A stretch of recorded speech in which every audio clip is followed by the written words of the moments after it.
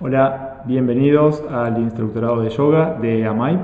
Soy Víctor Bonventre y voy a acompañarlos durante este curso de capacitación.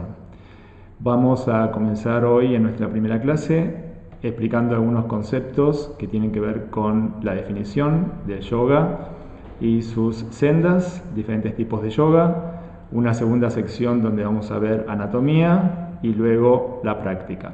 Esta va a ser la estructura que vamos a tener en todas las clases. Comenzamos a explicar qué significa yoga. Yoga es una palabra en sánscrito, que es el idioma antiguo de la India, y significa unión. Unión de el cuerpo, la mente y el alma. Podemos entender cuando decimos la palabra unión, instantáneamente entendemos que son cosas, estamos uniendo cosas separadas. Pero en realidad lo que promueve el yoga es despertar la conciencia de esa unión preexistente. Tenemos bastante conciencia de lo que vemos y lo que percibimos por los sentidos, lo más denso, que es el cuerpo. Los pensamientos y la mente están por ahí en algún lado, tenemos cierto conocimiento de eso, y el alma, no sé, en algún lugar lejos, ¿no? En el cielo. Lo que nos dice el yoga es, tenemos que despertar la conciencia de que todos estos aspectos, estos tres cuerpos, están unidos en este momento, aquí y ahora. Que somos un ser holístico de mente, cuerpo y alma. Cuerpo, mente y alma. Al mismo tiempo, lo que promueve la práctica del yoga es despertar la conciencia de la unión del individuo y el universo.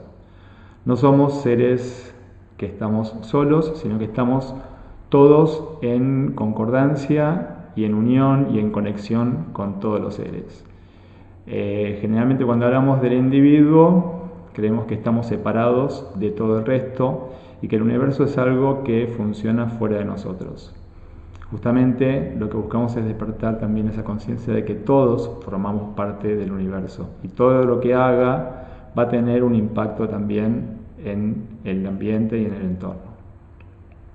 Asimismo, el yoga es todos esos métodos que conocemos en Occidente como la práctica de las clases de yoga, de las asanas y lo que conocemos como práctica física.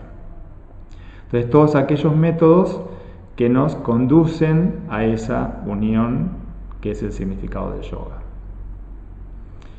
Hay muchos mitos sobre el yoga, a veces vemos en documentales o en series o en películas que hay gente con cierta vestimenta o cierto formato del pelo o que tienen que tener algunos requisitos. Vamos a tratar de bajar esos prejuicios o desmentir esos mitos, porque realmente el yoga es universal, es una práctica que nació en India hace cerca de 5.000 años y no tiene un fundador en particular, ¿no? Anteriormente, en la antigüedad, se sabía que las enseñanzas pasaban de los maestros a los discípulos en forma oral. Entonces no hay demasiado registro con respecto al origen y la estructura del yoga. De manera que nadie puede apropiarse el origen o el patentamiento del yoga. Entonces el yoga es universal y es para todos. Algunos de esos mitos que creemos, en Occidente al menos, es que es una escuela cerrada, que es para algunos pocos o que tengo que tener algún tipo de requisito para entrar a la práctica. Dentro de todo, de todas maneras, en la actualidad ya se están como cayendo bastante estos paradigmas y nos estamos acercando cada vez más, por suerte, a esta práctica maravillosa. ¿Qué es una secta? ¿Qué es un grupo cerrado? Que si entro a un grupo de yoga tengo que tener algunos requisitos y que luego tengo que ir a un ashram o convivir o que es una filosofía. Todos esos son mitos, ¿no? Puedo hacer una práctica de yoga tranquilo, sin ningún tipo de requisitos ni miedos. ¿Qué es una religión? También a veces se escucha y no lo es. No es una propiedad particular de nadie. A veces se ven algunas escuelas que le ponen el nombre de un determinado maestro y después nadie puede usar ese método porque se patentó con un nombre. En realidad el yoga no pertenece a ningún maestro en particular, es universal. ¿Qué es una práctica solo física? También es un mito, porque como dijimos antes, todo lo que haga en el cuerpo va a tener un impacto en la mente, en las emociones y lo que crean en el espíritu, en el alma, también en el alma. ¿Qué es una práctica solo para la tercera edad? Como se pensaba en la antigüedad. Tal vez hace un tiempo atrás, sí, ¿no? Uno escuchaba que la abuela o que la madre o que una tía practicaba yoga, porque era una práctica suave, tranquila y era para personas mayores o se usaba mucho para la rehabilitación en Occidente. En la actualidad eso está cambiando, ese paradigma ya cayó y cada vez más gente joven, muchos hombres también, porque también se pensaba anteriormente que era una práctica más para las mujeres, y en la actualidad cada vez más gente joven y cada vez más hombres también están conociendo los beneficios de la práctica del yoga. Entonces estos son mitos, no es realidad. ¿Cuáles son los objetivos de la práctica del yoga? Realmente el objetivo lo pone el practicante. Yo puedo dar una clase con una cierta variedad de aspectos y el practicante va a tomar aquello que le haga bien. Algunas personas se van a acercar con un objetivo físico y está perfecto. Entonces va a tomar los beneficios de las asanas, que son las posturas. Otros van a venir para ganar flexibilidad. Buenísimo, se lleva ese objetivo. Otros para armonizar porque están nerviosos y necesitan bajar un cambio. Bueno, también se puede tener ese beneficio en la clase. Otros lo van a tomar como un entrenamiento. También hay clases que son bastante intensas, bastante fuertes físicamente y van a tener seguramente un beneficio a nivel entrenamiento físico. Otros lo van a tomar como un medio de rehabilitación. También sirve. Hay muchas posturas que se utilizan para rehabilitar algunas patologías. Otros van a acercarse al yoga con una intención más de relajación, de relajar la mente, de meditación, de introspección y de autoconocimiento. Entonces el objetivo lo va a poner principalmente el practicante. Para eso tenemos que tener un abanico de conocimientos para dentro de una clase poder ofrecer diferentes aspectos. Dentro del yoga, que es un camino hacia ese despertar de conciencia, de la unión del cuerpo, de la mente y del alma, si bien el camino es uno y la meta también es una, ese despertar de conciencia, se dice que hay 5 sendas. Según la naturaleza de cada practicante, va a elegir algunas de estas sendas.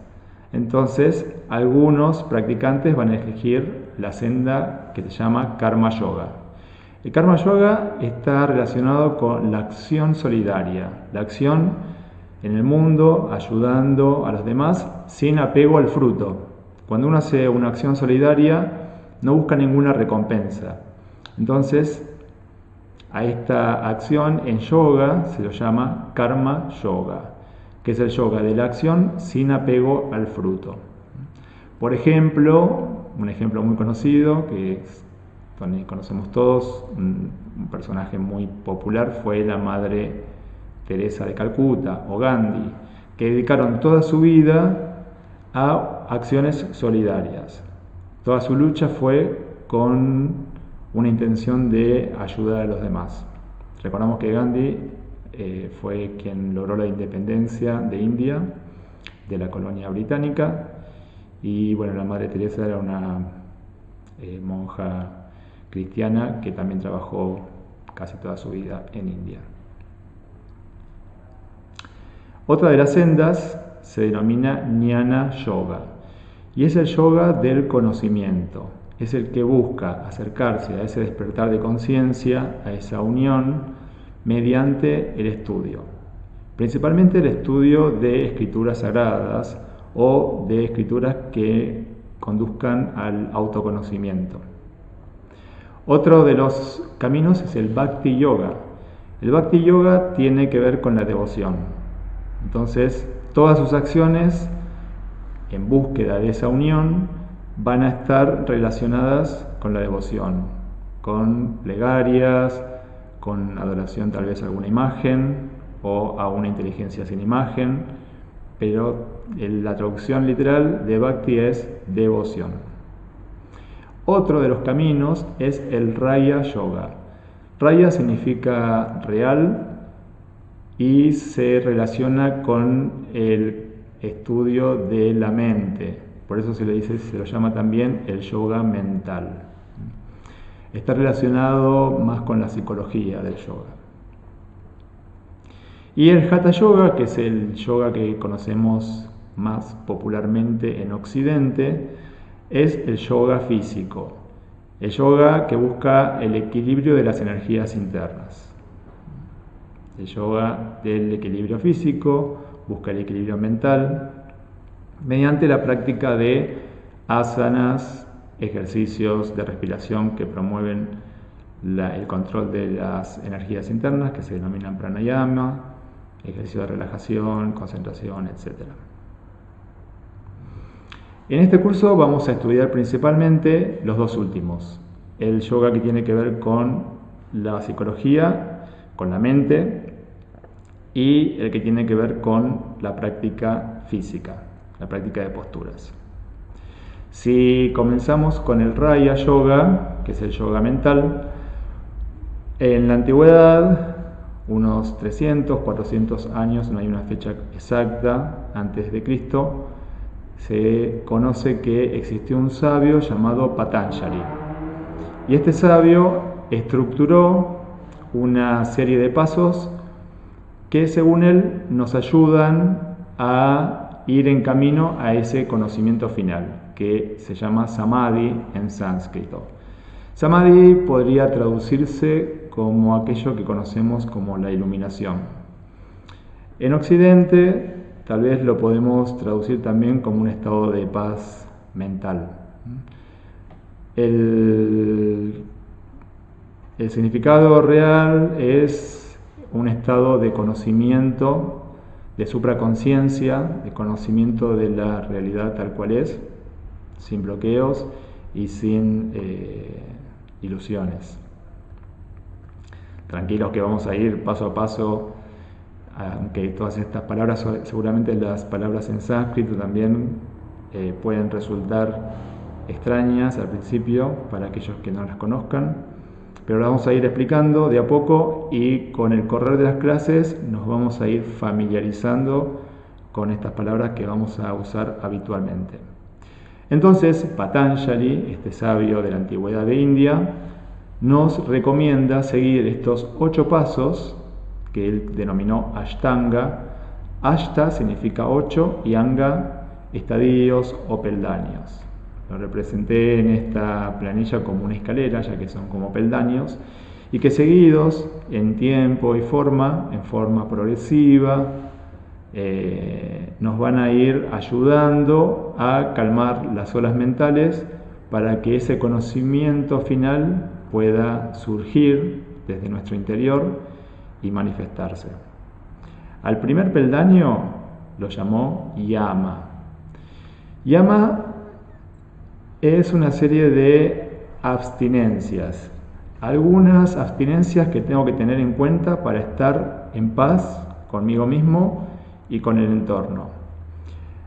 Estas abstinencias son principalmente 5. Una que se llama en sánscrito ahimsa, cuya traducción literal es no violencia. No violencia para con ningún ser, no violencia con nosotros mismos. Y dentro de una clase práctica de yoga, también tenemos que tenerlo en cuenta. No violencia con nuestro propio cuerpo al estar haciendo una postura, no forzar, no tratar de ir más allá de los límites, ni tener ninguna sensación tampoco de comparación o de envidia con mis compañeros. Todo eso está considerando alguna acción relacionada con la violencia. Entonces, tenemos que tratar de liberarnos de a poco, con la práctica, ya vamos a ir viendo, de las posturas, la respiración y la meditación, también nos van a ayudar a que estas energías se vayan armonizando. Otro de los principios del yoga es satya, y significa decir siempre la verdad. Tratar de no mentir, porque esa mentira nos ata, y nos ata nuestro cuerpo y ata también nuestra mente. Decimos una mentira y luego la tenemos que sostener. Entonces hay que tratar de evitarlo. Cuando tiene que ver también con el engaño, todo esto lo podemos traducir en la clase, ¿no? No tratar de aparentar nada que esté sucediendo, que no esté sucediendo en el momento. Ser sinceros también con nosotros mismos. Si en este momento que empiezo la práctica llego a armar tal o cual postura, bueno, también contentarse con lo que logré en el día a día. Otro de los principios es asteya, que significa no robar. No robar ni objetos, ni cosas materiales, ni cosas sutiles tampoco, ¿no? Por ejemplo, el tiempo. Que los argentinos somos bastante poco estrictos a la hora de cumplir con los tiempos, ¿no? Entonces, si llego tarde a una cita, por lo menos es porque por un motivo que escapa de mi control, todos tenemos celulares y podemos avisar. Si aviso y la otra persona puede decidir en ese momento de espera qué hacer con su tiempo, ya no estoy robando. Si no aviso, es una forma de ego también de mantener a la otra persona ahí esperando mi llegada. Ahí estoy robando tiempo. No robar tampoco ideas ni proyectos. Otro de los principios, de estos 5 principios del yama, es brahmacharya, y tiene que ver con no excesos, no excederse, ni la pereza ni la hiperactividad.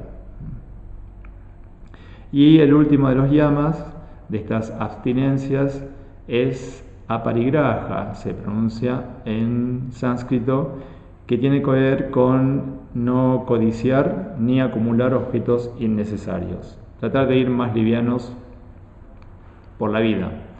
No acumular tampoco pensamientos innecesarios, recuerdos innecesarios, ¿no? Tratar de liberarse de la culpa, liberarse de los enojos, de los resentimientos, porque todo eso también genera una acumulación que tenemos que ir cargando de objetos densos y algunos sutiles en la mente que luego tenemos que ir cargando durante toda nuestra vida. El segundo de los peldaños es niyama, y niyama se puede traducir como algunas observancias que están más relacionadas con acciones que tienen que ver con mi persona. Saucha es uno de ellos, que se traduce como orden, higiene interna y externa. Santoya es el segundo, y su significado es trabajar sobre un estado de satisfacción y contentamiento. Satisfacción y contentamiento no quiere decir conformidad o conformismo, sino hoy hice lo máximo que pude y me quedo satisfecho con eso. Relacionando esto también con la práctica, hoy hice un trabajo en mi práctica, logré ciertos objetivos y me quedo satisfecho con lo que pude lograr hoy. Otra de los niyamas es tapas, que significa austeridad. Svadhyaya, autoconocimiento. Todos debiéramos tener algún tipo de práctica que promueva el autoconocimiento. Y el último es Ishvara Pranidhana, que se relaciona con algún tipo de conciencia de que hay una inteligencia, o contemplación, observación de que hay una inteligencia en todas las cosas. Y si hay una inteligencia en todas las cosas, en el universo, seguramente hay una intención. Entonces confiar en esa intención también universal. El tercero de los pasos es asana, y asana significa postura cómoda y estable. Son las posturas que practicamos en yoga. Pranayama. Pranayama es el control de la energía mediante técnicas de respiración. Los yogis de antaño estudiaron y conocieron que según cómo sea nuestra respiración, va a tener un efecto diferente. Puede ser un efecto energizante, un efecto relajante y un efecto equilibrante, tanto para el cuerpo como para la mente. El paso siguiente se pronuncia en sánscrito pratyahara, que significa introspección, ir hacia adentro, aislarse por un momento de los estímulos que percibimos por los sentidos e ir hacia el silencio interior. El siguiente es dharana, que es concentración de la mente. Manteniendo una concentración mantenida, podemos entrar en un estado de meditación, que es dhyana. Y manteniendo un estado de meditación sostenida, se puede llegar, al calmar las olas mentales, a que esa perla desde el fondo del mar, desde el fondo de nuestro ser, aflore y podamos tener contacto con ese conocimiento final. Esos son los 8 pasos que nos expone Patanjali para seguir hacia un estado de paz mental. Entonces, recapitulando, son los yamas: niyama, asana, pranayama, pratyahara, dharana, dhyana y samadhi. Los 8 pasos de la Ashtanga Yoga relacionados con el Raya Yoga, que es el yoga mental. Y el Hatha Yoga, que es el yoga físico, el yoga que incluye las posturas. Ha significa sol y Ta significa luna. Es el equilibrio de la energía que obtenemos del sol y la energía que obtenemos de la luna. Se dice que el sol rige la energía física y la luna rige la energía mental. El sol tiene que ver está relacionado con una energía más yang, más movediza, dinámica, y la luna está más relacionada con una energía de paz, de tranquilidad. Dentro de una clase de Hatha Yoga vamos a encontrar que tenemos una estructura con una entrada en calor, una práctica de asanas, de posturas, y una relajación final. A esa entrada de calor se la llama en sánscrito Namaskar.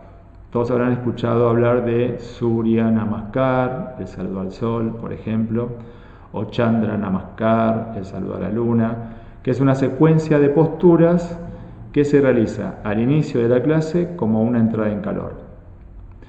Podemos encontrar también prácticas de pranayamas, podemos enseñar prácticas de pranayamas al inicio de una clase o tal vez antes de una meditación.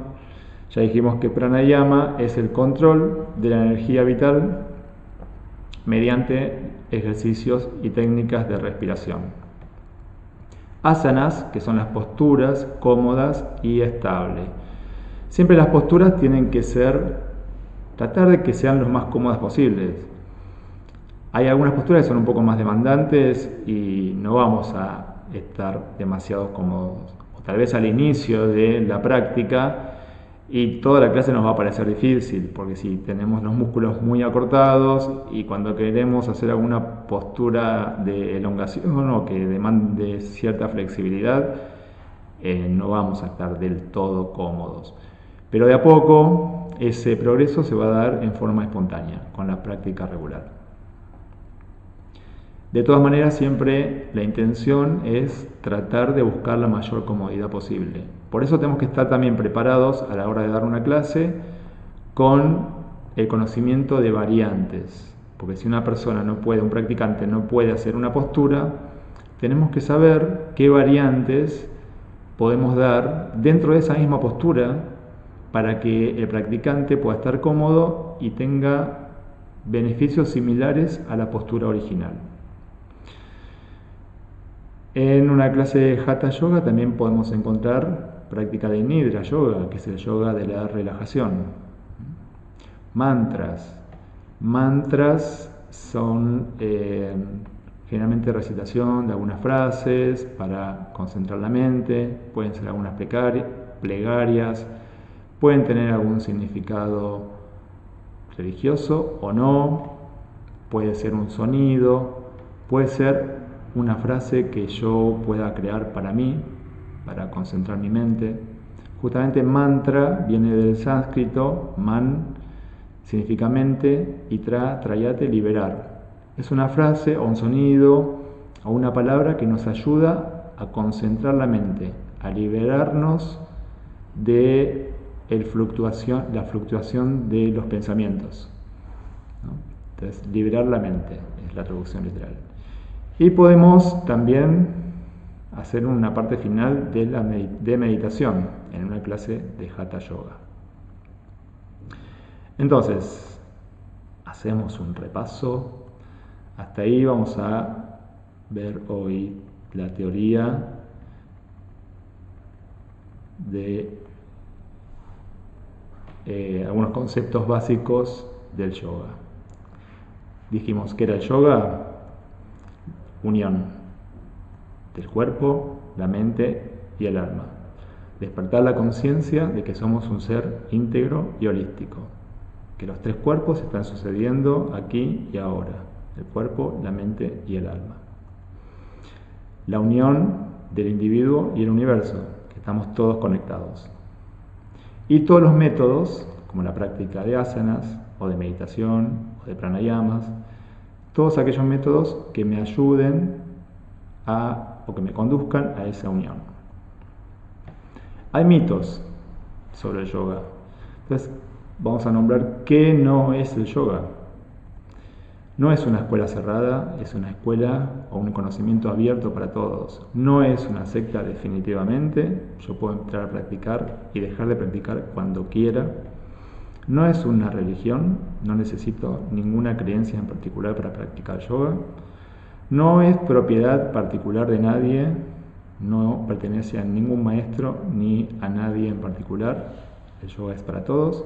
No es solo una práctica física, porque todo lo que haga con el cuerpo también va a tener un impacto en la mente y en las emociones. Y no es una práctica solo para personas de la tercera edad como se creía antes. ¿Cuáles son los objetivos de la práctica? Lo pone el practicante. Dentro de una clase tiene que haber un abanico de posibilidades para que el practicante tome la que desea y la que más lo beneficia. Flexibilizar, armonizar, entrenar, meditar, rehabilitar. Hay un camino que nos conduce al despertar de esa conciencia de unión que según la naturaleza de cada uno puede tomar diferentes sendas. Todos llevan a la misma meta, al mismo fin. Y esas sendas son Karma Yoga, la acción solidaria, acción sin apego al fruto; Jnana Yoga, por el estudio, por el conocimiento intelectual; Bhakti Yoga, mediante la devoción, Raya Yoga, mediante la psicología del yoga, el estudio de la mente, y el Hatha Yoga, mediante la práctica física, práctica de posturas y ejercicio de respiración, meditación, etc. Y vamos a estudiar en este curso, entonces dijimos, los dos últimos, el Raya Yoga, que es el yoga mental, y el yoga físico. Dentro del yoga mental, Patanjali, un sabio de la India, nos recomienda seguir 8 pasos dentro de un método que él llamó Ashtanga, 8 peldaños. El primero es yamas, el segundo es niyamas, asanas, pranayama, pratyahara, dharana, dhyana y samadhi. Dentro de una clase de Hatha Yoga, el yoga físico, el equilibrio de la energía que proviene del sol y de la luna, la energía yang, más movediza, más física, y la energía yin, más serena, más tranquila, y tiene que ver con la energía de la mente. Dentro de esa clase de Hatha, entonces, podemos estructurarla con un saludo, con una entrada en calor, namaskar, con práctica de pranayamas, control de la energía vital mediante la respiración, práctica de posturas denominadas asanas, posturas cómodas y estables, nidra, que es el yoga de la relajación, mantras y meditación. Esa fue nuestra parte entonces de la clase más relacionada con la filosofía y la teoría del yoga.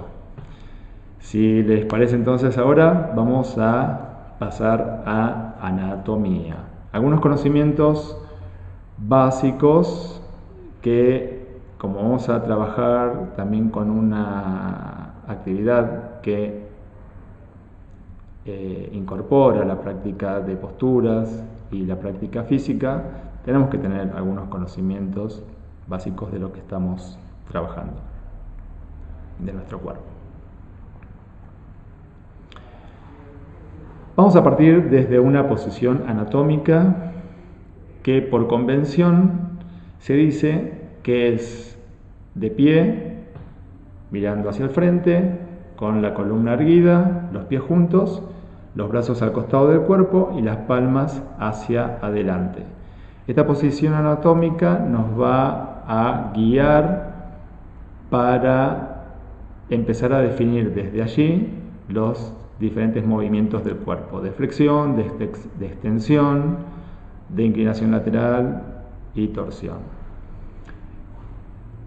La anatomía del cuerpo incluye básicamente 3 sistemas: huesos unidos por articulaciones y movidos por los músculos.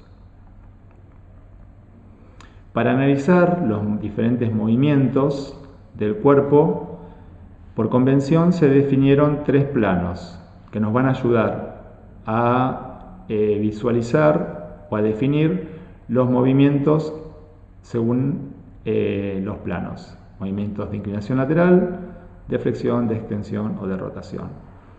Uno de esos planos es el plano sagital. Para imaginar el plano sagital podemos, como vemos acá en la planilla, en el dibujo que tenemos en el PowerPoint, el plano sagital podemos imaginar que cortamos la imagen en el medio, por el centro, por la línea central, separando la zona derecha de la zona izquierda. Entonces, si miramos a través de ese vidrio, vamos a mirar a la persona de perfil. Desde esa visión podemos ver los movimientos que se efectúan de flexión, de extensión, que son los movimientos de flexión hacia atrás, denominados extensión. Cuando llevo el brazo hacia adelante, se denomina antepulsión del hombro, y si llevo el brazo hacia más atrás de la línea media del cuerpo, se denomina retropulsión. Otro de los planos es el plano transversal. Podemos imaginar que cortamos horizontalmente el cuerpo y si miramos a través de ese corte, vamos a notar con más facilidad las posturas que son de torsión. En el antebrazo, si mantenemos el codo flexionado, todos los movimientos de torsión del antebrazo, que son con la palma hacia abajo, se denominan pronación, y las de torsión del antebrazo con la palma hacia arriba se denominan supinación. Entonces, para recordar esto, podemos recordar como la acción de suplicar, supinar. La palma hacia arriba es supinar. Y el tercero de los planos es el plano frontal. Podemos imaginar, también seguimos cortando, que ponemos un corte en la persona por la parte también central, definiendo o separando una zona anterior y una zona posterior. Entonces, si viéramos a través de ese corte, veríamos todos los movimientos que podemos ver de frente. Serían los de inclinación lateral, los de aducción, que es acercar alguno de los miembros, los brazos o las piernas, miembros superiores o inferiores a la línea media del cuerpo, o abducción, que es alejar los miembros de la línea media del cuerpo. Como regla mnemotécnica, también acá podemos recordar como aducción es cerrar y abducción abrir, ¿no? Separar, abducción abrir. Entonces dijimos que en el plano frontal vamos a ver los movimientos vistos de frente. Acá vemos un par de posturas de yoga donde en la imagen del muchacho está haciendo una abducción de cadera del lado izquierdo, de la rodilla que tiene flexionada, también abducción de hombros porque separó los brazos de la línea media del cuerpo, aunque luego los junte por sobre la cabeza. Recuerden que siempre el movimiento se empieza a analizar desde la posición anatómica. Y en la imagen que tenemos al lado, en el triángulo, Trikonasana, también hay abducción de cadera, abducción de hombros e inclinación lateral del tronco. En el plano sagital vamos a ver los movimientos vistos de perfil. Los de flexión de la primera imagen hacia adelante, que por convención se llaman directamente flexión, y los de flexión hacia atrás, que por convención se llaman extensión del tronco, como la imagen que tenemos a la derecha. Y en el plano transversal, los movimientos de torsión. Pasamos un poco más profundamente a definir o mostrar zonas de nuestro cuerpo. ¿Qué es el hueso? Es la parte más rígida del cuerpo y son las zonas donde se van a insertar los músculos para producir como palancas, en muchos de ellos, el movimiento. Generalmente los que producen los movimientos más amplios o los que sirven como palancas son los huesos largos, ¿no? Como vemos ahí, que es el húmero, el hueso del brazo. Hay otro tipo de huesos que son planos, que sirven más de protección, como el omóplato que vemos en la figura, que está detrás de los pulmones, y sirven de protección de los órganos, en este caso de los pulmones. Y otros huesos que son cortos o irregulares, que su función es más de soporte, como vemos ahí el calcáneo y una vértebra. Articulación. La articulación es la zona donde se unen dos o más huesos. La superficie de los huesos que componen esa articulación están cubiertas por un revestimiento que ayuda a proteger el hueso y facilita también el deslizamiento de un hueso sobre otro. Y ese revestimiento se lo llama cartílago. Cuando hay una deficiencia o una rotura de ese cartílago, podemos sufrir una patología que se llama artrosis.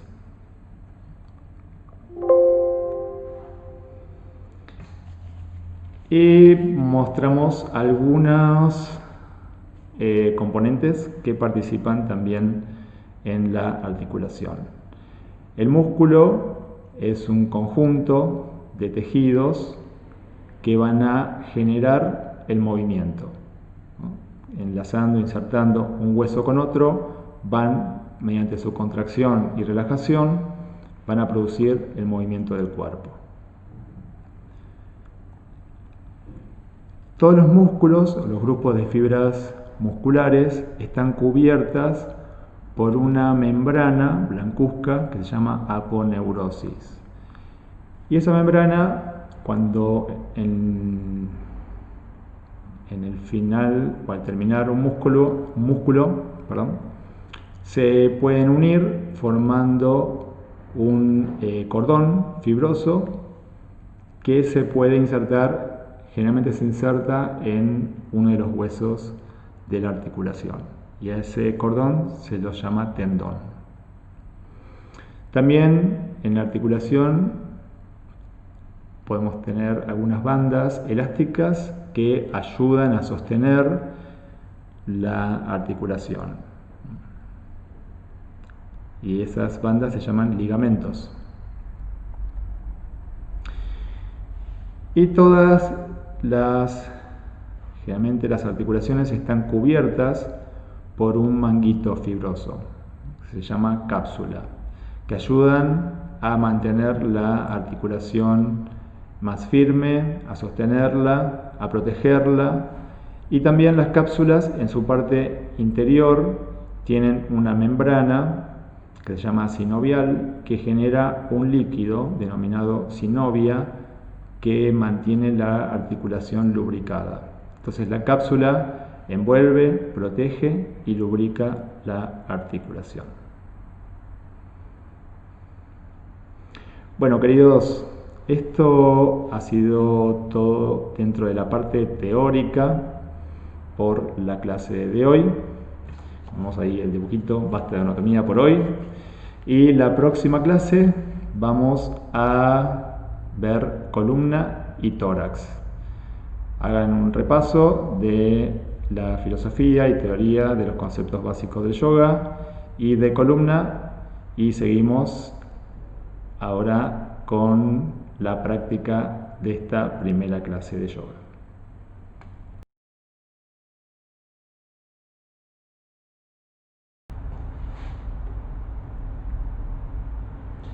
Bueno, la práctica del día de hoy va a estar relacionada con la respiración. ¿Por qué es importante la respiración?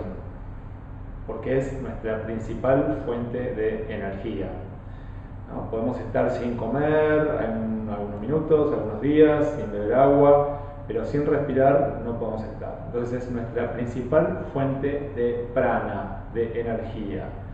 También absorbemos energía mediante los alimentos y mediante el contacto con la naturaleza, la energía del sol. Son nuestras tres fuentes de energía: la respiración, los alimentos y el contacto con la naturaleza y la energía del sol.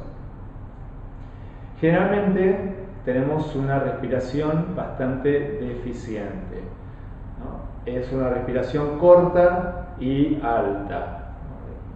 La sentimos más en el pecho, en el tórax. Esta respiración no es la más adecuada. La respiración más adecuada que debiéramos tener constantemente en nuestro día a día es la respiración que se llama abdominal. El principal músculo inspirador es el diafragma.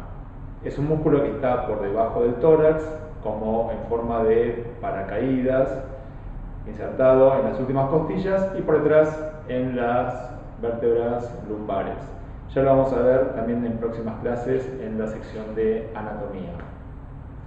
Este músculo que cuando está relajado está en una forma como de cúpula por debajo del tórax, al contraerse se hace plano, empujando los órganos digestivos hacia abajo y hacia adelante. Entonces produce esta imagen de expansión del abdomen. Realmente lo que estamos inflando son los pulmones, que son las únicas bolsas de aire, pero lo damos como directiva de inhalar e inflo la panza. Inflamos los pulmones, pero al contraerse el diafragma, el principal músculo inspirador, empuja los órganos digestivos hacia abajo y adelante. Entonces vamos a ver tres fases de la respiración. Una es la respiración abdominal, la respiración costal o torácica y la respiración clavicular. La respiración abdominal es inhalar y expandir el abdomen. Entonces tengo que sentir que al inhalar inflo la panza. Lo estoy exagerando ahora, ¿no? Y al exhalar contraigo el abdomen. Entonces al exhalar el diafragma vuelve a su posición original y con la ayuda también de los músculos abdominales sigo contrayendo el abdomen para empujar el diafragma un poco más arriba. Al hacerse plano, al contraerse el diafragma, como un fuelle, por presión negativa, hace una llamada de aire y produce que los pulmones se expandan y asimilen el oxígeno y la energía. Vamos a tratar siempre de inhalar y exhalar por la nariz, salvo algunas técnicas de respiración particulares donde podemos incluir la inhalación o la exhalación por la boca. Pero como fundamento vamos a tener en cuenta que la respiración siempre va a ser por la nariz, tanto la inhalación como la exhalación. ¿Por qué? Primero porque la nariz está para respirar. Y en la nariz tenemos algunos pelos, algunos vellos, que sirven como barrera, como mecanismo de defensa para no estar tragando las partículas que, aunque no veamos, hay en el entorno, hay en el aire. Y además unas glándulas que calientan el aire. Aunque haga calor, el aire externo es más fresco que el aire corporal. Entonces esas glándulas calientan el aire y permiten que el aire que ingresa a los pulmones sea a una temperatura más adecuada. También vamos a exhalar por la nariz, porque dijimos que en la nariz estaban esos pelos que funcionan como barrera ante partículas que hay en el ambiente. Si exhalo siempre por la boca, esas partículas quedan acumuladas y pueden producir algún tipo de infección o sinusitis, mucosidad, ¿no? Entonces siempre inhalo y exhalo por la nariz. Muy bien, entonces marcamos la respiración abdominal, tratando de expandir el abdomen al inhalar y contraerlo al exhalar. Podemos hacer una pequeña práctica ahora, poner una mano en el abdomen y sentir cómo el abdomen se expande cuando inhalo y se contrae cuando exhalo. Al principio puede ser que no resulte muy cómoda porque no estamos habituados a esta respiración.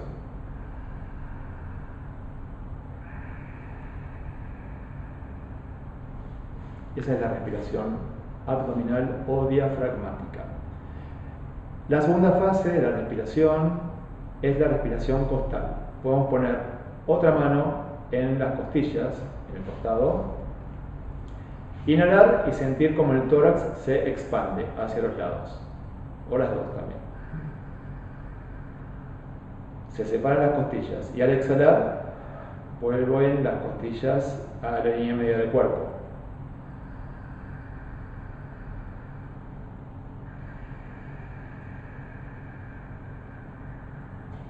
Esta respiración se llama costal o torácica. Intervienen, además del diafragma, algunos músculos intercostales y otros músculos pectorales que también colaboran con la inspiración. Esta forma de respirar es más corta. La respiración abdominal va a ayudar a expandir más los pulmones hacia abajo, entonces se inflan más las bolsas de aire. Al mantener el abdomen adentro, el diafragma queda un poco más en su forma original de cúpula, no tan plana como cuando hacemos la respiración abdominal, entonces la respiración es un poco más corta. Es útil tal vez si hacemos una actividad más aeróbica, porque vamos a necesitar más respiración, respirar más cantidad de veces para proveer al organismo más energía y más oxígeno en menor tiempo. Pero en las clases de yoga y en nuestra vida habitual, cada vez que podamos, tenemos que tratar de hacer la respiración abdominal. Y la última fase de la respiración es la que se llama respiración clavicular, que es inhalar y elevar la parte alta del pecho. Las clavículas son estos dos huesos que tocamos aquí por debajo del cuello. Esta respiración es muy deficiente y se puede utilizar en forma complementaria a las otras dos. Pero si esta respiración es la habitual, realmente no se puede sostener mucho tiempo porque es una respiración muy corta y es muy poco el oxígeno que ingresa cuando hacemos una respiración clavicular. Hay otra forma de respirar que utilizamos también en yoga, que es la respiración yógica completa, y consiste en la sumatoria de las tres fases que marcamos antes: la respiración abdominal, la respiración torácica y la respiración clavicular. Entonces, inhalamos y expandimos el abdomen, luego el tórax hacia los lados y por último la parte alta del pecho. Exhalo y relajo desde arriba hacia abajo. Relajo la zona clavicular, las costillas y el abdomen. Para hacer una práctica, si quieren, en este momento podemos poner una mano en el abdomen y la otra en las costillas. Entonces, inhalo, expando primero el abdomen, tengo que sentir que la mano del abdomen va hacia adelante, y luego las costillas hacia los lados. Y por último, la zona alta del pecho, la clavicular. Y al exhalar, relajo. Primero el pecho, luego el tórax y por último el abdomen. Inhalo, expando el abdomen, costillas, clavícula. Exhalo y relajo desde arriba hacia abajo. Clavículas, zona alta del pecho, costillas y abdomen. Empiezo como a inflar desde abajo, los lados y arriba, y a desinflar desde arriba, costados y abajo. Esta es la que denominamos respiración yógica completa. Y la podemos practicar durante toda la clase, si no es una clase muy dinámica, y durante la relajación o durante la meditación. La forma de respirar también va a tener un efecto que puede ser más energizante, equilibrante o relajante. Si la exhalación es un poco más larga que la inhalación, el efecto va a ser más sedativo, de relajación. Entonces, por ejemplo, inhalo contando hasta 3 y exhalo, suelto el aire, contando hasta 6. Esa forma de respirar me va a llevar a un estado de mayor relajación. Si el tiempo de la inhalación y de la exhalación, inhalo por ejemplo contando hasta 3 y exhalo contando hasta 3, el efecto va a ser equilibrante, va a armonizar. Si estamos muy ansiosos o al contrario nos falta energía, podemos hacer esta respiración para armonizar. Preferentemente la que marcábamos antes, la respiración completa. La respiración completa también nos va a armonizar, porque está llenando el cuerpo de energía, impregnando todo el cuerpo de energía. Y el último efecto que podemos marcar con respecto a la respiración es un efecto energizante, cuando la exhalación es más corta que la inhalación. Por ejemplo, puedo inhalar contando hasta 5 o 6 y exhalo rápido. Inhalo contando hasta 5 o 6 y exhalo rápido. Esa forma de respirar va a energizar el cuerpo y también la mente. Muchas veces si, por ejemplo, estamos un poco cansados y estamos estudiando y notamos que nos cuesta mucho concentrar la mente, si hacemos algunas exhalaciones fuertes, más cortas que la inhalación, nos va a despertar y a generar un estado de mayor lucidez, claridad mental y más energía. Entonces, repasamos. Respiración abdominal, respiración costal, respiración clavicular, respiración yógica completa, la sumatoria de las tres. Inhalo, expando el abdomen, costillas y zona alta del pecho. Exhalo y relajo desde arriba hacia abajo. Efectos de la respiración. Si la exhalación es más larga que la inhalación, el efecto es tranquilizante. Si la inhalación y la exhalación duran aproximadamente el mismo tiempo, el efecto es equilibrante. Y si la exhalación es más corta que la inhalación, el efecto es energizante. Espero que les haya servido esta información, empiecen a practicarla y nos vemos la próxima clase para continuar con nuestra segunda clase de esta capacitación en instructorado de yoga para Amai. Gracias.